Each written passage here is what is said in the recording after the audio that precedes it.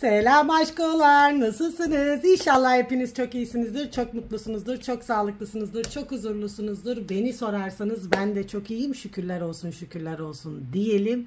Ve aşk açılımınızla karşınızdayım. Şimdi bu aşk açılımı, tamam mı, sizin öyle düşündüğünüz gibi şöyledir, böyledir filan niyet etmeyeceğim, tamam mı?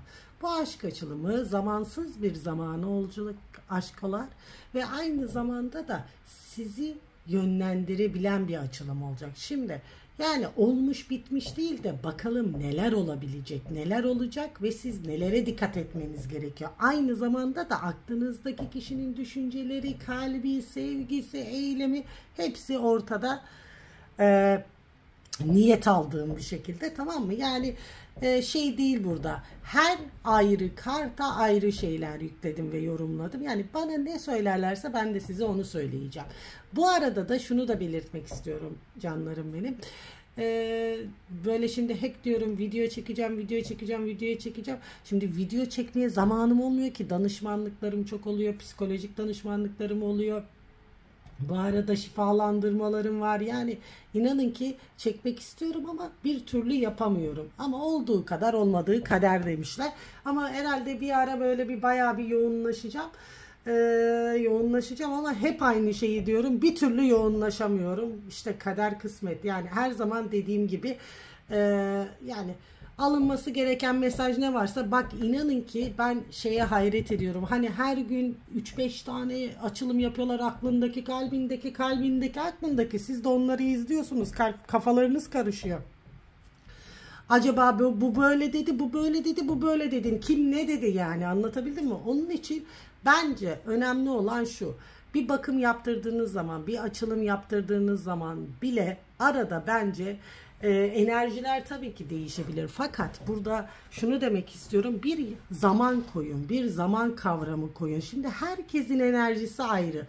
Bazıları enerjileri ayrı. Mesela şeyden pay biçin, takipçilerimden pay biçin. Şimdi bazı takip eden kişiler farklı, yaş farkları var.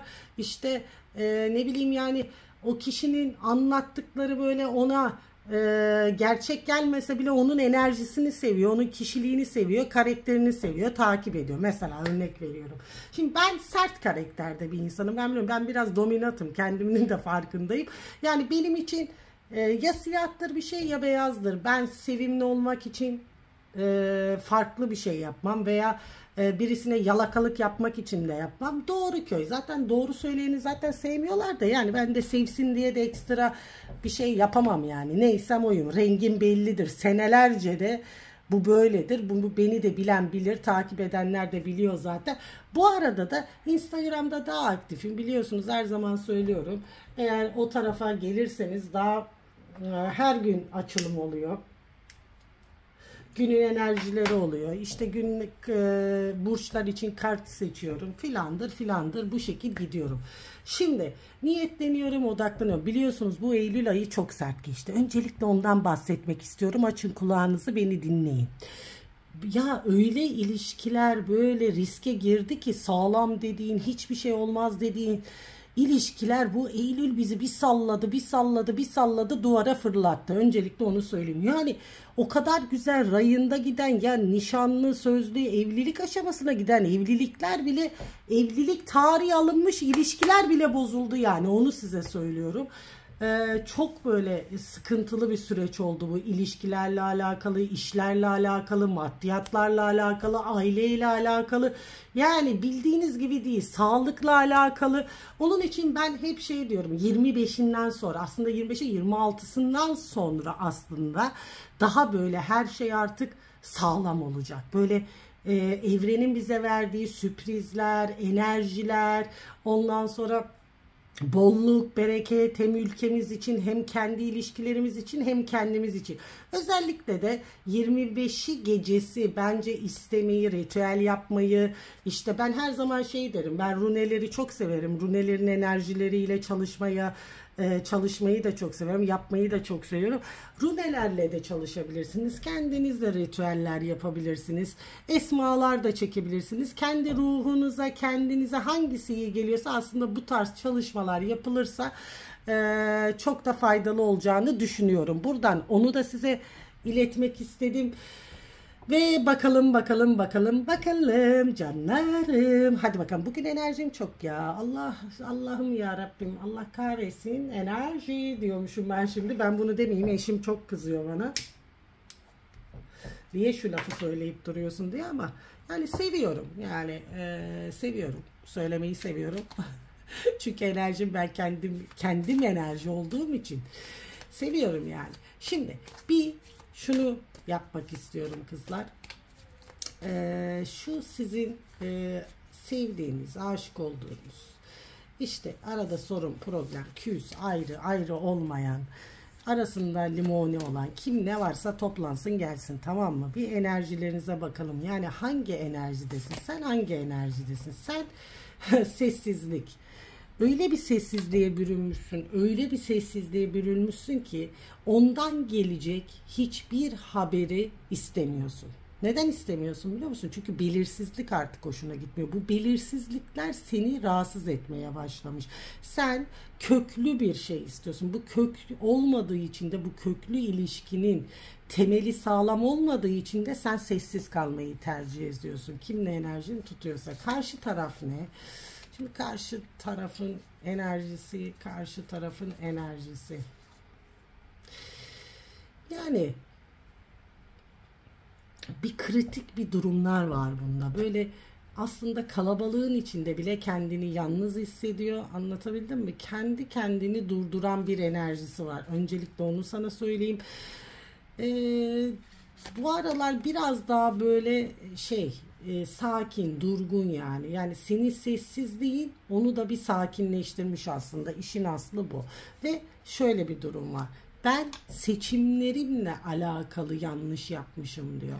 Tamam mı? Yani aslında şanslı bir insan ama geçmişte yaptığı seçimlerin yanlış olduğunu ve şimdiki seçim yapacağı kişinin de yapamadığı, elinin kolunun bağlı olduğunu söylüyor. Çok dua ediyorsun, çok dua etmişsin, her şeyin hayırlısını istemişsin, her şeyin böyle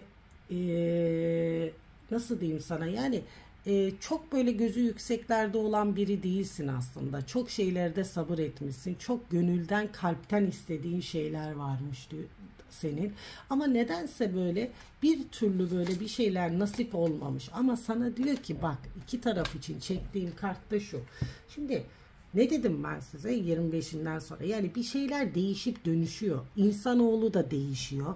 İnsanlar da değişiyor. Yani çevrenizdekiler de değişiyor. İnsan mesela 3 sene 4 sene önce aşık olduğum bir kişiyle şimdiki aşk enerjisi aynı mı? Hayır, değil. Değişiyor, sevgiye dönüşüyor, saygıya dönüşüyor. Daha farklı, yani evrim değişiyor. Aynı bunun gibi. Sizin ilişkileriniz de değişiyor. Bunu ister kabul edin, ister kabul etmeyin.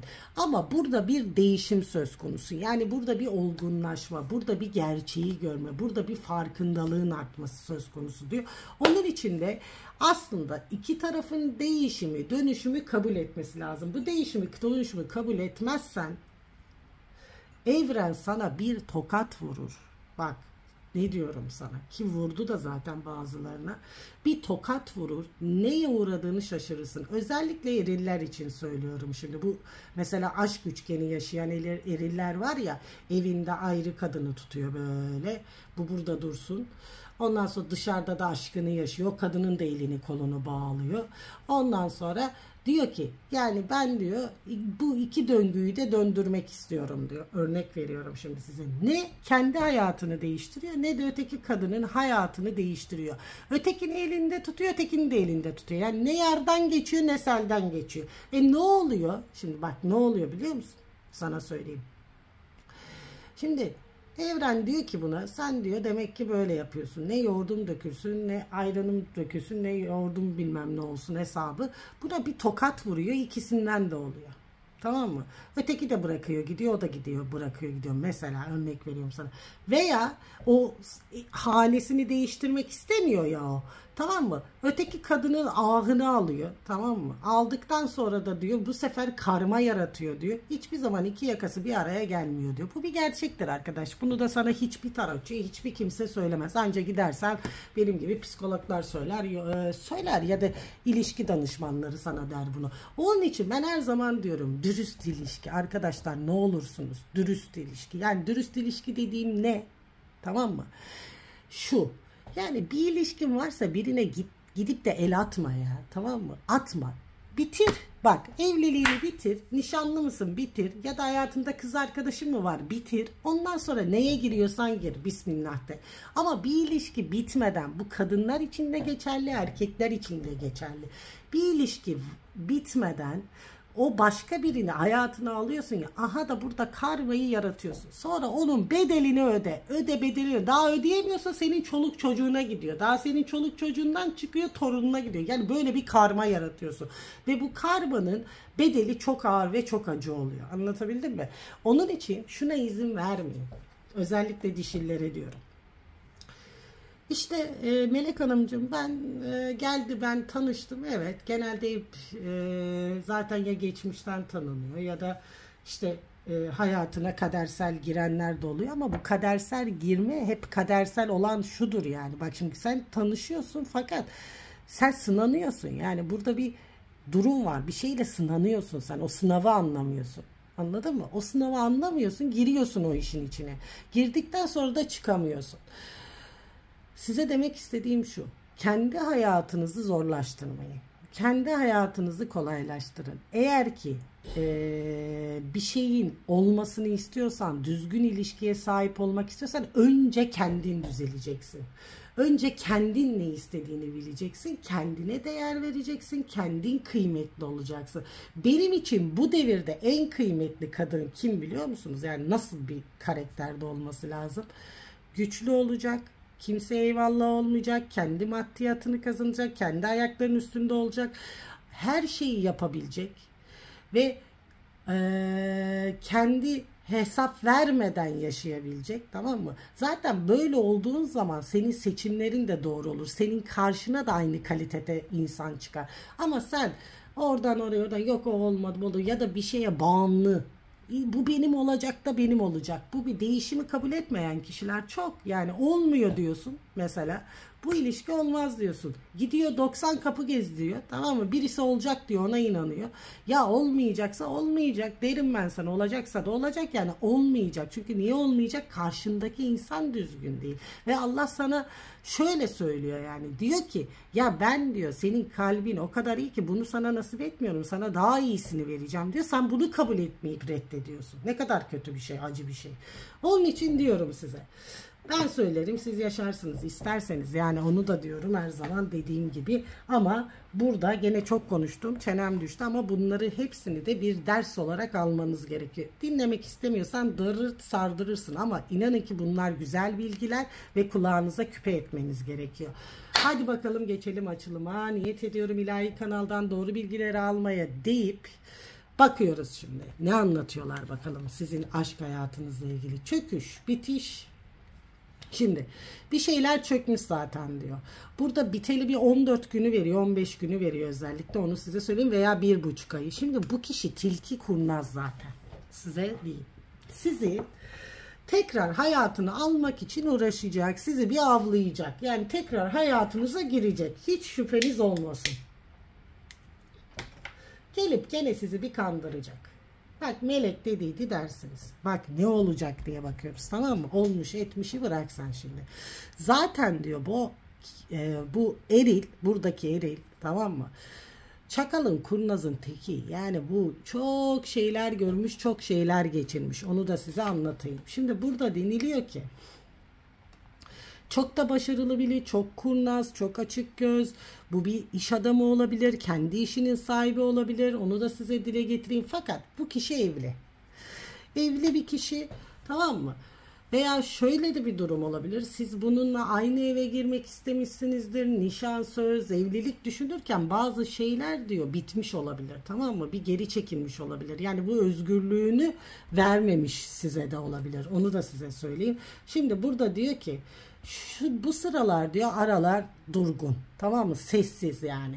Siz diyorsunuz ki artık çok zor, bir şeyler olamaz, tamam mı? Zaten burada diyor ki sana zor artık olamaz. Çünkü bunu artık bir kabul etmen lazım. Bak buradaki kart gibi değişimi dönüşümü kabul etmen gerekiyor diyor. Zaten olsaydı olurdu diyor sana. Olmuyorsa da diyor sen diyor tekrardan bu kişinin senin hayatına gelip de kurnazlık, çakallık yapıp da tekrar diyor buna izin vermemen gerekiyor diyor. Çünkü neden biliyor musun canım benim? Evren bunu sana istiyor. Senin kaderindeki olan kişi sana gelecek diyor. Bu kaderindeki olan kişi de diyor sana diyor bak ben sana söylüyorum. İkili veya altılı vadelerde diyor. Yani burada 2 ay içerisinde ve 6 hafta içerisinde tanışacağın yeni kişileri anlatıyor sana. Şimdi sen diyor şu anda diyor bitmiş ilişkinle alakalı diyor. Gelir mi gider mi, ben bu ilişkiye çok emek verdim, işte bu kadar emeğimin karşılığı ne olacak? Aslında burada verilen emek de tek taraflı emek çok verildi diyor. Sen çok emek verdin. Karşı taraftaki diyor öyle bir emeği olmadı. Zaten şu an bir emeği olsaydı senin yanında olurdu diyor burada bana. Sen diyor bu yola ya gideceksin ya gideceksin. Ya kabul edeceksin ya kabul edeceksin. Sana diyor ki kaderine doğru gel diyor. Evren sana bunu istiyor. Ve diyor ki dik dur, sağlam dur ve diyor ilişkinle alakalı ne istediğini bil diyor. Tamam mı? Sen diyor bak burada diyor ne istediğini biliyor zannediyorsun ama bilmiyorsun diyor. Sen diyor daha yeni öğreniyorsun bazı şeyleri diyor. Ve diyor sen kendine değer verdikçe diyor hem sana evren istediğini verecek diyor hem de senin hayatına daha diyor güzel, daha iyi, daha diyor yeni birisi gelecek. Ve sen var ya bu kişiye karşı koyamıyorsun. Bu üçlü bir ilişkide olabilir. Tamam mı? Veya iki tarafta evlisinizdir. Burada değişik şeyler çıkıyor. Siz kendinizi uyana alın. Ama bu senin karşı koyamadığın ne diyor sana burada? Şimdi sen karşı koyamıyorsun ama bu kişiye. Tamam sevgi evet okey tamam anladık. Sevmek filan. Okey. Ama diyor burada sana sen karşı koyamazsan bu kişinin karşısında dik duramazsan çizgini çekemezsen her zaman davrandığın gibi davranırsan bu kişi zaten tilki kurnaz diyor sana burada. Gene diyor seni diyor hayatının içerisine alır. Bu sefer diyor sen ne yaşayacaksın biliyor musun diyor. Gene yarı yolda kalacaksın. Gene üzüleceksin gene ağlayacaksın diyor. Çünkü burada diyor tamamlayamayacak bir şeyleri diyor bu kişi diyor. Yapacağım dese de diyor bunun onları yapabilecek güce sahip değil. Bunu kendin de biliyorsun. Bunu kalbine değil zihnine sor bakayım. Kendini bir aynanın karşısına geçir ve sor. De ki ben gerçekten bu adamın veya bu kadının yapabileceğine inanıyor muyum de sana bakalım ne cevap verecek ki yapabiliyorsan empati yeteneğin varsa doğruları duymak istiyorsan. Sana burada diyor ki bu işte diyor tamam mı? Gizli bilmediğin durumlar var diyor. Evet çok güzel zamanlar geçirmişsin ki bak ben sana söylüyorum gene kabul edeceksiniz, gene geçireceksiniz, gene bu kişiyle ilişki içerisine gireceksiniz diyor size tamam mı? Ama diyor sen burada yanmadan tamam mı? Ve yanacaksın yani. Burada bir yanacaksın sen diyor. Yani senin de diyor karmanda bazı sıkıntılar var. Karşı tarafında diyor. Burada yanacak iki tarafın da amacı bu yani. Yakacak size evren diyor. Ve ondan sonra sen akıllanacaksın. Yeniye bir şans vereceksin diyor sana. Tamam mı? Ve burada şöyle bir şey var diyor. Bu kişinin de diyor bak geçmişte karması çok kirli diyor. Senin diyor partnerinin diyor. Yani hayatına girmiş çıkmış çok insanlar var diyor ki ailesi varsa da bu kişinin diyor aile sorunları olacak diyor. Ve bir patlak verecek diyor. Bir patlama olacak hayatında diyor tamam mı? Ve sana diyor ki bu ilişkide diyor eğer mesafe varsa uzun yol mesafesi diyor bu kişi diyor senin yanına gelip konuşma isteği olacak diyor ve oturup konuşacaksınız diyor. Siz diyor bak burada ayrılık gözüküyor. Tekrar ayrılacaksın diyor sana tamam mı? Sen istediğin desteği, istediğin ilgiyi, istediğin alakayı bu ilişki içerisinde bulamayacaksın diyor sana. Çünkü neden? Sana onu da söyleyeyim neden olduğunu. Bu kişi diyor seni tamamlayacak bir kişi değil diyor. Bak Burada diyor karar verememiş. Uzun zamandır veremediği kararlar var. Ailesiyle senin aranda, eşiyle senin aranda olabilir. Ve diyor bu kişinin bu kararsızlıkları, bu kafa karışıklıkları diyor sana ızdırap olarak dönmüş. Artık sen bu acıyı çekmek zorunda değilsin diyor sana, ki çekmeyeceksin de diyor, tamam mı? Ve sana diyor ki artık diyor değiş diyor. Değiş diyor. Arada başka gizli olan durumların da ortaya çıkmasını söylüyor burada. Senin bilmediğin birçok şey var burada diyor. Ve bu birçok şeyi bilmediğin için de diyor sen çok saf ve çok temiz seviyorsun diyor. Ama bu senin saf temiz sevmeni karşı taraf hak etmiyor diyor burada. Anlatabildim mi? Ve sana diyor ki burada bak, çerçevenin geniş alanından bak diyor. İçindeki detaylara bak diyor. Puzzle parçası gibi yerleştir diyor. Net resmi göreceksin diyor. Sana diyor öyle şeyler gösterilecek ki diyor sen diyeceksin ki ben uyuyormuşum ya. Ben uyumuşum yani. Yani sen şöyle bir uyanış yaşayacaksın, biliyor musun? Guten Morgen mein Schatz, bir uyanış yaşayacaksın yani, onu da sana söyleyeyim. Ve burada sana denilen şu: sen hava grupları biriyle tanışacaksın diyor, tamam mı? Ve tamamen kadersel bir tanışma olacak diyor ve öyle güzel bir aşk girecek ki hayatına diyor, sen bile inanamayacaksın ve siz bir bütün olarak hareket edeceksiniz diyor sana. Ve sana şunu söylüyor: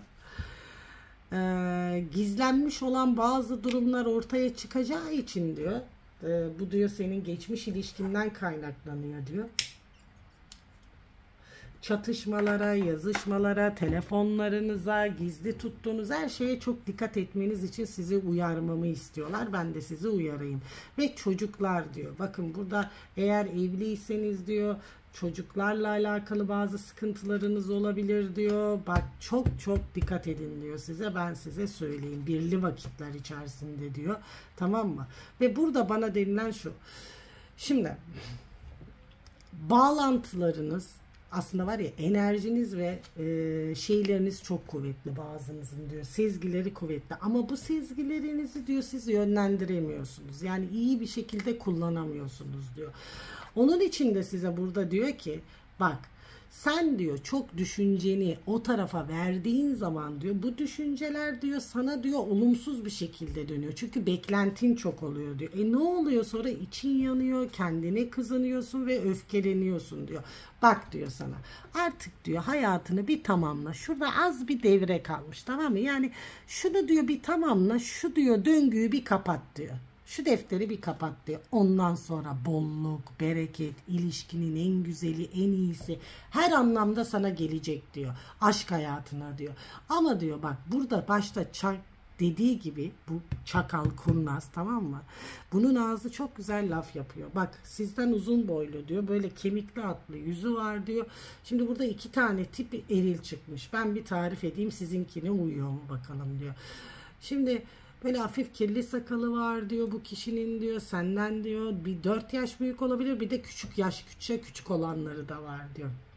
Şimdi burada evli olan kişiler de çıkmış, bekar olan kişi de çıkmış. Hangisi size uyuyorsa. Ama burada bana denilen, bak ben size söylüyorum, bu evli olan kişinin hiçbir şekilde yerini terk etme gibi bir durumu olduğunu görmüyorum. Şimdi burada bana bir 4 yıllık bir zaman vermiş, tamam mı? 4 yıl sonra bu adam bir şeyleri yaparım ederim diye size dediyse de diyor, ben 4 yıl sonra böyle bir şey olacağını da görmüyorum. Çünkü neden? Bu kişi orayı bırakamaz. Orayı bırakamamasının bazı sebepleri var. Şu olayı bir açayım, ben şuraya takıldım. Çünkü diyor bak bu adam diyor mutluluğu, huzuru sizde bulmuş ama bu mutluluğu, huzuru tercih etmiyor. Çünkü orada diyor tamamen böyle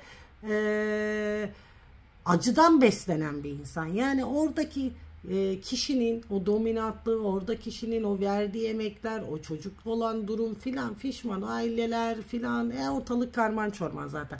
İşte burada diyor ki yani bir duyarlılık yok. Ve bu insan bilse bile diyor bu yola, kaderine doğru gitmiyor diyor. Bu yola doğru gitmiyor, çekinmiyor diyor. Anladın mı? Gidemiyor diyor. Tıkanmış diyor. Hem seni de yakıyor hem kendini de yakıyor. Zaten burada vazgeçecek kişi sizsiniz. Karşı taraf böyle gider. 40 sene de gider, 15 sene de gider, 20 sene de gider. Gene de kopamaz, gene de kopamaz. Onu da size söyleyeyim. Burada diyor ki etki altında sizi bırakmaya çalışan birisi var. Ama buna kanmayacaksınız diyor artık diyor, tamam mı? Ve size destek olan, sizi ne bileyim destekleyen, sizi böyle hayatında bir yerden alıp bir yere yükselten bir kişi yok burada diyor. Anca acı çekiyorsunuz, anca yalnız kalıyorsunuz, anca kafada kurup psikolojinizi bozuyorsunuz diyor. Onun için diyor size bakın bazı durumlar ortaya çıkacak zaten. Bazı gerçekleri öğreneceksiniz. Zaten bu ilişkiden kaçmak için elinizden ne geliyorsa kendiniz yapacaksınız diyor. Sonra diyor sizin hayatınıza başka biri gelecek. Bu da ne kadar vadeler içerisinde biliyor musunuz? Siz önce bir kendinizi gerçekten bir kenarıya çekip bir dinlemeniz gerekiyor. Ruhunuzu iyileştirmeniz gerekiyor. Bir bağlarınızı kopmanız gerekiyor. Ondan sonra diyor sizin hayatınıza gelecek kişi bu. Aşıklar kartı. Ve diyor tamamlanma o zaman olacak diyor. Bu tamamlanma da öyle güzel olacak ki diyor. Yani siz bile inanamayacaksınız diyor. Size hem bolluk getirecek, hem iş konusunda getirecek, hem de kendi yaşantınızda getirecek diyor. Çünkü burada şöyle bir durum var arkadaşlar. Şunu da görüyorum. Şimdi sizin iş durumunuz iyi olsa bile aşk durumunuzda sıkıntı çıktığı zaman orayı görmüyorsunuz. Tamam mı? Çünkü sizin mantığınız şöyle. Benim aşk hayatım iyi olsun, maddiyat zaten bir şekil gidiyor diye düşünüyorsunuz. Ama olay öyle değil. Anlatabildim mi? Yani burada sana diyor ki biraz işine, gücüne, maddiyatına, gelirine, giderine odaklanman gerekiyor. Burayı çok boşladın diyor sana. Sen burayla uğraşırken buradan vazgeçtin diyor. Onun için eğer çocuklarınız varsa çocuklarınıza, ailenize bunlarla uğraşmanız gerekiyor. Evrenin sizden istediği bu diyor. Senin zaten kaderinde olan senin ayağına gelecek diyor. Kaderinde olan diyor. Sen burada istediğin kadar kendini parçala. Tek taraflı kürek çekersen nereye doğru gidebilirsin? Hiçbir yere. Döner. Aynı buradaki döngü gibi. Yani buradaki girdap gibi dönersin. Hiçbir zaman da çıkamazsın. Onun için sana burada diyor ki sen bir patlama yaşayacaksın ve bu patlamadan sonraki yaşamış da olabilirsin. Sen buradan gidip yeniye şans vereceksin. Yeni fırsatlar, yeni şanslar ve diyor daha iyisi, daha mükemmeli, daha güzeli olacak diyor sana diyor. Ve bunun diyor farkına varman lazım artık diyor. Bunun sana buradan yani kaderim bu benim kaderim işte kopuyorum ediyorum gidiyorum barışım, bunu kendi illüzyon gibi kendin yaratıyorsun diyor sen kendine. Anladın mı? Bunun bir uyanışını yaşaman lazım. Sen bunu kendin yaratıyorsun. Bunu kimse yaratmıyor. Sen izin verdikçe hayatından geliyor bir parça daha alıp gidiyor. Sen izin verdikçe hayatından bir parça daha alıp gidiyor. O zaman ne yapacaksın? Sınırını. Siz sınır çizmeyi de bilmiyorsunuz. Ben ona çok kızıyorum. Bak bana danışmanlık almaya gelen kişiler çok iyi bilirler. Şimdi ben orada hem psikolojik destek veriyorum, hem ne olacağını anlatıyorum, hem de neyi nasıl yapacağını taktik veriyorum. Ama onu yapmıyor. Gene enerjisini çekmiyor. Ondan sonra bir bakıyorsun gene aynı duruma giriyor. Sonra ağlıyor, sızlıyor. Melek abla beni kurtar. İşte onun gibi buradaki şeyde. Sana burada diyor ki sen sınırını çizmedikçe, kendine değer vermedikçe evren seni dövecek. Tamam mı? Buradaki olay bu. Niye dövecek? Bak buradaki gibi. Çünkü sen öğrenmiyorsun. Kendine kıymet vermiyorsun. Kendine kıymet verirsen benim ne güzel ellerim var ya. Ben ne kadar güzel bir kadınım. Kendime has bir güzelliğim var. Ne güzel benim kalbim var. Ne kadar güzelim deyip kendini seveceksin ki senin karşına gelen insan da senin duruşuna, senin kadınlığına veya senin erilliğine kıymet vererek seni sevsin. Anlatabildim mi? Zaten burada gizlenmiş, saklanmış çok olaylar var. Bunlar da çıkacak ve seni gizli gizli takip de ediyor. Şu anda zaten arada çok sıkıntılar var. Takip ediyor ama etse ne olacak yani? Etse ne olacak? Bak ben sana ne diyorum? Gelecek zaten. Gelirse sen tekrar hayatına dahil edersen o zaman seni kimse kurtaramaz. Ben sana onu söyleyeyim. Kimse kurtaramaz. Melek ablam dediydi dersin. Peki bakalım. Son olarak aşık olduğunuz şu kişiyi bir konuşturalım. Benim sosyal çevrem işte etrafım, sıkıntılarım çok diyor. Seni çok düşünüyorum diyor ama diyor işte diyor dedikodular olur eder diye korkuyorum diyor. Senin kalbin kor gibi yanıyor aşkım. Tamam mı? Ve sen kendi kendini bunu bağlamışsın. Ama yalnız kalıp düşündükten sonra bu bağlılığın pek de önemli olmadığını anlayacaksın. Bu kişinin sana neden bu kadar üçlü vadelerde isteksiz olduğunu biliyor musun? Şundan dolayı senin beklentisizce bu ilişkide yaşamanı istiyor. Senin hayal kurmanı istemiyor, tamam mı? Ve üzerinde hiçbir baskı, hiçbir şey istemeyen bir kişi var ama seni özlemiş mi? Özlemiş. Ha, oldu canım benim. Bak diyor, bu kişi evliyse de diyor, tamam mı? Evliliğinde de soğuk araları diyor. Evliliğinde de alması gereken sorumlulukları almayan bencil bir kişi diyor. Ve diyor bak seni de onu da başkasıyla aldatabilecek bir kapasitede bir kişi diyor sana. Ve hiç ikinizin arasında da karar veremeyen, hiçbir şekil bir şey yapamayan ama sürekli unutmayan, düşünen birisi. Yani bak hep aynı döngü, görüyor musun? Döngü. Onun için bu döngüyü değiştirecek tek bir kişi var, o da sensin. Sen bilirsin. Ben söylerim. Siz yaşarsınız. Ben gene söyledim. Sen yaşarsın. Tamam mı bebeğim? Dikkatli ol. Ayın dediğim gibi ne dedim size? Tarihlerini de verdim. Ve aslında bundan sonra yani 25'inden sonra esas kadersel ilişkiler gelecek hayatınıza. Böyle bomba ilişkiler gelecek ve geçmişteki olan ilişkilerinizi artık bir kenarıya bırakıp bir yenilenmeniz lazım. Bir döngü lazım yani size diyor. Bir döngü lazım diyor. Ve bu döngüde diyor o kadar güzel gelecek, o kadar güzel gelecek ki diyor hepiniz bundan faydalanacaksınız diyor. Aldım, kabul ettim, aldım, kabul ettim. Her zaman dediğim gibi sizleri uyanı alın, uymayan evrene geri yollayın. Seviliyorsunuz. Görüşmek üzere. Dediklerimi de unutmayın. Çiğ.